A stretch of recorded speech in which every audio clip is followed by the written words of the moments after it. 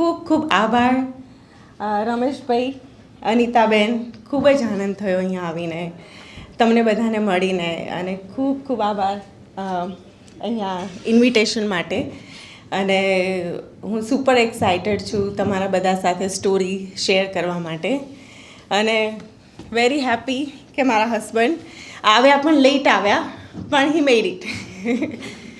એમને એક ઇમરજન્સી માટે હોસ્પિટલ જવાનું થયું હતું, પણ આઈ એમ વેરી હેપી કે હી ઇઝ હિયર. તો મારો જન્મ ઇન્ડિયામાં આપણે અમરેલી તાલુકાના જંગર ગામમાં થયેલો છે, કાઠિયાવાડ. સ્ટાર્ટિંગમાં અમારી આર્થિક પરિસ્થિતિ જ્યારે બોર્ન થઈ ત્યારે એકદમ ઝીરો હતી. સંયુક્ત કુટુંબમાં અમારા પિતા, ભાઈઓ, એ લોકો વચ્ચે ઘણી યુનિટી છે. બહુ જ હાર્ડવર્ક કર્યું એમણે.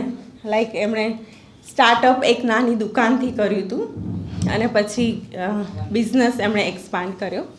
મારા પિતા ઓલવેઝ મારા માટે એક પ્રેરણા બનીને રહ્યા છે. નાનપણથી જ એ એક મારી હિંમત બનીને રહ્યા છે. એમની બે વસ્તુ મને બહુ જ ગમે છે, જે હું મારા દિલમાં ઓલવેઝ રાખું છું. કોઈ બી વસ્તુમાં પોઝિટિવ થિંકિંગ જ કરે, એમને બધી વસ્તુ પોઝિટિવ જ લાગે. કે એ મને ઓલવેઝ કે દીકરી, લાઈફમાં કોઈ વસ્તુ એવી નથી કે તું ના કરી શકે. તું બધું જ કરી શકે. જે હું કરી શકું એ તું કરી શકે. તું બધું જ કરી શકે. અને દરેક વસ્તુનું સોલ્યુશન હોય છે લાઈફમાં. જો તું સોલ્યુશન ઉપર ફોકસ કરીશ તો પ્રોબ્લેમ પર ક્યારેય ફોકસ નહીં કરવાનું. અને નિરાશા જેવી તો વસ્તુ જ નથી લાઈફમાં. સેકન્ડ વસ્તુ એમની હિંમત અને હાર્ડવર્કિંગ. એ વસ્તુ એમની એટલી એમણે મહેનત કરી છે, અને એ ઓલવેઝ મારા દિલમાં હું મારી સાથે જ રાખું છું. અને મારા મેરેજ પછી હવે હું બિરનનો પરિચય આપું. 6ઠ્ઠા ધોરણમાં આવી. અમે બાપુનગરમાં એક સ્કૂલ છે, ત્યાં 6ઠ્ઠા ધોરણમાં મારું એડમિશન થયું. અને ફર્સ્ટ ડેના અમે બિરનને જોયા. આઈ ડોન્ટ નો એ શાનું અટેચમેન્ટ હતું. ઇટ્સ ફર્સ્ટ સાઇટ લવ, તમે કંઈ બી કહી શકો. એ ભગવાનનું અટેચમેન્ટ કંઈ બી હોય, પણ કંઈક એ અંદરથી થયું કે ના, જે છે આ પર્સન જ છે મારા માટે. જો મારે આખી લાઈફ કરવી છે તો this is the right person for me. મારા ફાધર પછી સેકન્ડ પર્સન જે મને ઓલવેઝ પ્રેરણા અને સાથ આપે છે, અનકન્ડિશનલ સપોર્ટ, એમનો અનકન્ડિશનલ સપોર્ટ હું એવું કહીશ, એ આ મારા હસબન્ડ છે. કે આંખો બંધ કરીને એમણે સ્ત્રી પુરુષમાં કોઈ ફરક રાખ્યો જ નથી. એવું કહું તો બી ચાલે. એ કહે કે હું જે કરું એ તું કરી શકે છે. કોઈ લિમિટેશન નથી રાખી એમણે મારા ઉપર. અને એ વસ્તુ I am always proud of that. અને આઈ ફીલ લકી કે મને એવા પર્સન મળ્યા છે જે મને સાઈડ બાય સાઈડ ઊભી રાખી શકે છે. તો I love you and I always love you for that. અને એ રિસ્પેક્ટ મને ઓલવેઝ રહેશે. 6ઠ્ઠા ધોરણમાં અમે મળ્યા, ફર્સ્ટ સાઇટ લવ. અમારી બિગેસ્ટ ચેલેન્જ હતી, જેમ રમેશભાઈએ કહ્યું કે ફેમિલીને મનાવવાની, એ બી અમે મનાવી લીધું. લોંગ ડિસ્ટન્સ અમે બધી ચિઠ્ઠીઓ બી એટલી લખી છે, ઈમેલ બી એટલા કર્યા છે, કેમ કે રશિયા હતા, હું ઇન્ડિયામાં હતી. જે દરેક લવ સ્ટોરીમાં હોય છે એ બધું જ કરેલું છે અમે. લોંગ ડિસ્ટન્સ બધું, ચિઠ્ઠીઓ 6 મહિને અમને રશિયા પહોંચતી હતી. ઈમેલ બી સાયબર કેફેમાં જઈને ઈમેલ ચેક કરેલા છે કે પહોંચ્યો કે ના પહોંચ્યો. પણ એક ધગશ હતી અમારા બંનેનામાં કે કશેક સેટ થવું છે અને લાઈફમાં કશું કરવું છે. પછી અમે ફેમિલીને મનાવ્યા, મહેનત કરી કે ના, થઈશું તો સેટ થઈશું, જાતે મહેનત કરીશું. હું યુએસ હતી, એ પછી કેનેડા આવ્યા. અને પછી કેનેડાથી એમણે એમનું માસ્ટર ફિનિશ કર્યું, મેં મારું સ્ટડી ફિનિશ કર્યું. અને અમે અમારા મેરેજ થયા. અમારે 2 દીકરીઓ છે હાલમાં. એક 3 વર્ષની છે, જેનું નામ બિન્ની છે, અને બિન્નીના મિડલ નેમ મારું નેમ છે નિકિતા, બિન્ની નિકિતા પટેલ. અને એ વસ્તુ મને બહુ જ ગમે છે કે ત્યાં યુએસની વાત, એ સ્ત્રી અને પુરુષ એક જ છે, 50-50%. કે એવું નથી કે આ પુરુષ છે એ એનું કામ છે, આ સ્ત્રી છે એનું ડિફરન્ટ, કોઈ ડિફરન્સિએશન નથી. અને એ વસ્તુનું મને ઓલવેઝ એ રહે છે કે હોવું જોઈએ. આજે મેં બધી બહેનોની વાત સાંભળી, એક વસ્તુ મને ટચ કરી ગઈ કે બાળકોના ઉછેર માટે એમણે જે કોમ્પ્રોમાઇઝ કર્યું, એ છે નારી શક્તિ. કે એ નારી શક્તિ જ કરી શકે કે પોતાના બાળકના ઉછેર માટે એ પૂરેપૂરી રિસ્પોન્સિબિલિટી લે છે. સેકન્ડ ડોટરનું નામ છે નિક્કી પટેલ. સો બિરનની ઓલવેઝ ઈચ્છા હતી કે ડોટર હશે તો એને મારું નામ આપશે.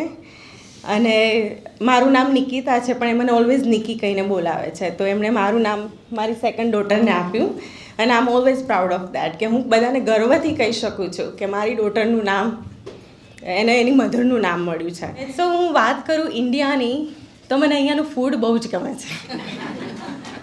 બહુ જ ટેસ્ટી હોય છે. યુએસની કોઈ બી રેસ્ટોરન્ટમાં જાઓ પણ આપણું ફૂડ એ આપણું ફૂડ. એક જ બાઇટ લો અને તમને ઇન્ડિયાનો ટેસ્ટ આવી જાય. હા, એ ફૂડ તો દુનિયામાં કશે ના મળે. અને સેકન્ડ વસ્તુ અહીંયાનું જે સવારે ઉઠીને જે ચકલીઓની, જે પક્ષીઓ, બર્ડ ચાર્પિંગ, ઇટ્સ રિયલી એ વસ્તુ ત્યાં ના મળે. ત્યાં એકદમ શાંતિ, તમને એ બર્ડના અવાજ કે એ વસ્તુ તો ઇન્ડિયા ઇઝ ઇન્ડિયા. સવારે અત્યારે હું જોઉં તો મારું બેસ્ટ મોમેન્ટ એ હું કે સવારે 5-10 મિનિટ આરામથી ગાર્ડનમાં બેસીને પક્ષીઓના અવાજ સાંભળું, મેડિટેશન કરું. પણ એ વસ્તુ મને બહુ જ મિસ થાય છે ત્યાં. પ્લસ સંયુક્ત કુટુંબ, આપણે અહીંયા બધા જ પરિવાર આપણો અહીંયા હોય અને ત્યાં થોડું એકાંત ફીલ થાય ઘણીવાર. એટલે આજ સુધી જો કે એમણે એકાંત ફીલ થાય એવું કશું રહેવા નથી દીધું, પણ આટલા મોટા પરિવારમાંથી ત્યાં જઈને એકલા રહેવું એ બી થોડું ઘણીવાર અઘરું થઈ જાય છે. એટલે ત્યાં જઈને એ થોડા સંઘર્ષ થાય. સ્ટાર્ટિંગમાં આપણને ઇંગ્લિશ આવડતું ના હોય. હું બી USA 2017માં ગઈ. અત્યારે મને 17 વર્ષ થયા. 2007, સોરી, નોટ 17, 2007 ડિસેમ્બર, એટલે અત્યારે ટોટલ 17 વર્ષ થયા. હું ગઈ એઝ અ સ્ટુડન્ટ ગઈ હતી. જ્યારે ગઈ ત્યારે 23 વર્ષની હતી. તો એકદમ જ અહીંયા તો શું કે પપ્પા બધું કરી આપે, બધો સપોર્ટ હોય, કંઈ બી હોય. પણ ત્યાં જઈને કે એક ધગશ હતી કે લાઈફમાં કશું કરવું છે અને કંઈક નવું શીખવું છે. એટલે એ દેશ બી છે કે ત્યાં તમને ઓપોર્ચ્યુનિટી મળે છે. સ્ત્રીને બી એટલી જ ઓપોર્ચ્યુનિટી મળે છે જેટલી પુરુષને મળે છે. તમારે જે કરવું હોય, તમારા ડ્રીમ બધા પૂરા થઈ શકે છે, એવું મારું માનવું છે. તો એ વસ્તુ મને અમેરિકાની ઓલવેઝ ગમે છે. થોડી એ ટચ કે તમે તમારા ડ્રીમ ઇવન બી તમારે સ્ક્રેચથી ચાલુ કરવું હોય તો બી તમે ઝીરોથી સ્ટાર્ટ કરતા હોય તો બી તમને સપોર્ટ મળી શકે છે, બધો જ સપોર્ટ.